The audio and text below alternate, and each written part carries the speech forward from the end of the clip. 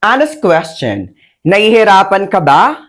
Ang students mo, ang anak mo mag-remember ng English words? Kahit paulit-ulit na minamemorize, nakakalimutan pa rin? Hi everyone, this is Teacher Eds and today may i-share ako na tool na pwede mag-change kung paano matuto ng vocabulary ng mabilis at effective. This is Vocab Cartoons. Dito, hindi lang word plus meaning ang learning. Instead, matututo kayo through stories, animations, quizzes, at games. So instead na memorization lang, maiintindihan at magagamit ninyo yung words.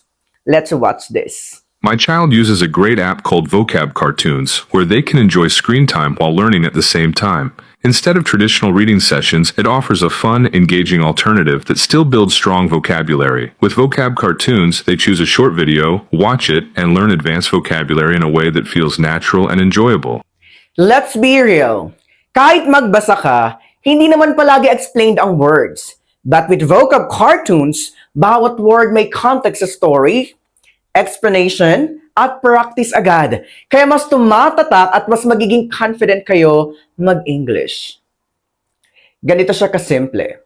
Makikita mo yung word, mapapanood mo sa story, sasagutan mo sa quiz, lalaruin mo, i-explain mo.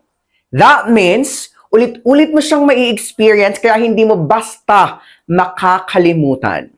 Perfect ito sa mga students na madaling mabore sa memorization, visual learner, or nahihirapan talaga sa vocabulary. So if gusto mong mas maging effective ang vocabulary learning, whether teacher ka, parent, or student, try mo muna. May free mission sila. So wala kang risk. Try mo lang, then ikaw na mismo mag-judge if effective. Kasi at the end of the day, hindi goal na ma-memorize lang ang words. Ang goal, magamit mo sila with confidence. I will put the link in my bio. Check it out and start your first mission today. This is Teacher Eds once again.